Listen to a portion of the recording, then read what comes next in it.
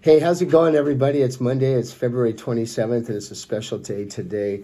Our good friend Richard Lee Hash. Some of you may know him as Richard Lee Jardine. That's his birth name from Sumner, Washington. Growing up in that small town in the state of Washington. Um, Richard Lee Jardine was just an extraordinarily special person to me. A very, very good friend. Um, geez, 34 years after his passing. 34 years ago today, at the age of 21, he passed away. We'll come back to that later. But, just to give you an idea that the impact this guy had on my life. Growing up, I've always been pretty impressionable, always looking for mentors and, people that can help me guide me along my way, my path. And I'm always looking for things, whether it's personal or professional. Back in those days, it was as an athlete where I could, steal a trick or a trade from someone, how they handled certain situations on and off the field, maybe even in the classroom, and apply it to my own approach to handling things. And I did a lot of that with Rich. Now, early on, when Rich and I first met, we met in the fourth grade at Daffodil Elementary in a small country town, a farm town in Sumner, Washington. We hated each other. To be honest, and quite frankly, looking back, I think he probably despised me more than I despised him. I was just looking to make friends with him. I thought he was a cool dude, but he just had an attitude back then. He either liked you a lot or he just absolutely abhorred you. And he just despised me, abhorred me. He didn't want anything to do with me. We would always combat and not fight, fist fight, but just kind of like, getting each other, say two alpha males, just two bold button heads all the time on, how to do things, playing kickball at recess, how to pick teams. It was just always a combative relationship, It wasn't even a relationship. It was just two guys that just, couldn't be in the same room together. And he just wanted to kick my tail. He was just mean and ornery back then. It's just the way it is, Rich. Sorry. But I loved him. He was, the minute I met him, first of all, I really liked him because he was a great athlete. And I noticed right away he could play baseball real well. And I love baseball. I was a catcher. He was a pitcher. So if nothing else, I just wanted to, play ball with the guy, and I knew that, we would be competing against, each other. And if we all stayed in that same town, eventually be playing on the same team. But, the first 3 or 4 years we knew each other through seventh grade, fourth, fifth, sixth, seventh grade. We were very aware about each other. We competed against each other. We kind of had to deal with each other, but we did it from a distance, And there was a time when Rich passed that I was really struggling with that loss. And I decided to try to honor him. And I wrote a book. It's just a short book. It's nothing big or fancy. It wasn't published or anything, but I shared it with a few of his relatives and close friends. And the title of the book is Rich Isn't What You Have, It's Who You Have Beside You. And it was just a book about the journey that I took with Rich from the day I met him till the day I found out that he had passed away. And just my thoughts, kind of like memoirs, And I spent a lot of time tweaking it and kind of playing with it. Now, mind you, I'm not a writer, and I look back on it, and I wrote it in my 20s, and I think, my gosh, and some of it was kind of dramatic, but I did it because I was trying to emulate someone who also had an impression on me, this guy that I worked with who wrote a book called Idle Time. His name's Charlie Idle, a very wealthy, well-to-do businessman. He wrote a book about just his life adventures, and as I was reading it, I thought, if he could do that, maybe I can use this as a vehicle to honor Rich.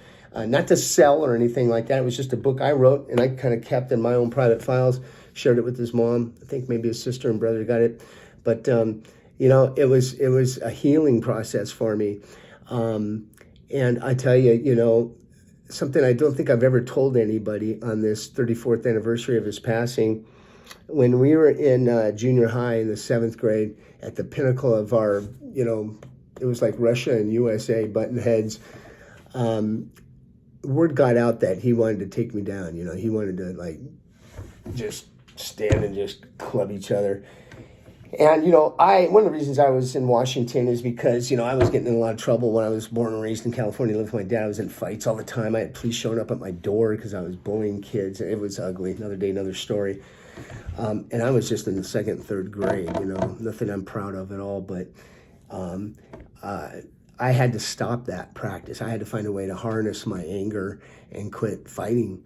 And I knew in my heart of hearts that if I fought Rich in the 7th grade and I took him, in other words, I beat him, that we would never be friends. I just knew that in my heart. There was no question about it. And he was an extraordinarily tough guy, and I'd seen him in fights before, so, you know, I knew it would be a challenge. But at the same time, all it would take is one punch, either one of us landing one punch, right?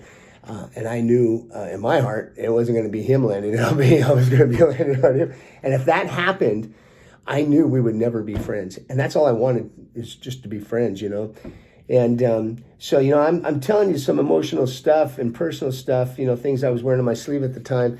I don't normally do that, but I avoided that guy like the plague. In the 7th grade, I don't know if you remember, folks, when you at Sumner Junior High, if you went there, when you walked in, if you went to the rail, you look down, there's a courtyard where the cafeteria is, you know, it was split level. I used to go down there and look down there and see if I could find him. And sure enough, he was always like right there, just waiting, because I don't know why he knew I had to come down there to get the metal class or something. So I would take the long way around just to avoid him. Yeah, you know, and I know if anybody thought they'd saw me like, oh man, what's he? He's chicken, you know, whatever. No, it wasn't that I was chicken at all. I knew if we got into a fight, it would be disastrous. And I didn't want that. So I just wanted to say it out loud, because I know sometime in the future, you know, when we're all in heaven and all that good stuff, I'll see him again. And this is the first thing I'm going to tell him. I'm just going to tell you for practice, right? So I'm just going to tell him, you know, how much I love him, how much I missed him, how much he meant to me. And I'm also going to tell him that, you know, the reason we didn't fight all those years up to the 7th grade was because I didn't want to take you, because if I knew I did, we'd never be friends. So, yeah, I'm glad that I didn't. I'm glad that we didn't do that. That's what I tell him. And, you know, I tell him, you know, after all, what ended up happening is we became the best friends, man. You know, I can tell you times when I'd be up in at his house. We just lived down the road from one another. We had term papers that we're doing, like most athletes in high school. We waited till the last minute to do that. So, you know, he'd say, hey, come on over. We'd go up to his room upstairs in that house, you know, the Funny Farm, Hash's Funny Farm. You remember that property they had? So we'd go upstairs and we had our chewing tobacco and our spit tunes, and we would write till like 3 a.m. the night before the term paper was due.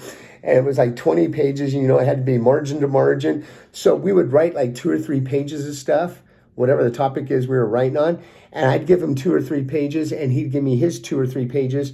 And we'd read each other's pages and go, oh, yeah, man. You know, he'd give us ideas, and we'd start writing again, then we'd flip it. You know, this was before, you know, we had to typewrite things. It was all longhand. And I remember, I can't tell you how many times we did that. And at 3 a.m, we'd be done and exhausted. And, you know, I'd just walk home. He'd already fallen asleep. And I'd say, hey, man, I'll see you in the morning. We had good times. We had a lot of good times. And I miss those. But I just wanted to give a shout out to my friend Rich. I know this video is long, but that was a very special man. And we were kids at the time. And you know, so what I thought I'd do is ask this: if there's anything special that you remember Rich for, good, bad, or indifferent, guys like Scott Slider and I, Tad Jackson, we're going to have to keep it clean, guys. I tell you, we do have a lot of good stories, but they're not meant for social media. But feel free to give a shout out, or even just write something in there in the comments. Perhaps his mom, who I know and love dearly, Catherine Gunyon, who I've kept in touch with all these years, and his surviving siblings, his oldest sister, whose names escape me, but Rod Hash as well, Rod Jardine and Mindy, can read them and just kind of reflect on on the anniversary of his passing, and just remember fond thoughts and fond things about him, as I know they will. They have plenty of them with him. But this would just be the icing on the cake. So if you wouldn't mind doing that, that'd be awesome. I'm going to just shut it down right now and just let you know, Rich, I love you. I miss you. It's been 34 years. I know it's just a blink in heaven. But here we've all done some wonderful things, and we'll all see you on the other side sometime. All right? You guys be brave, be strong, go get what's yours.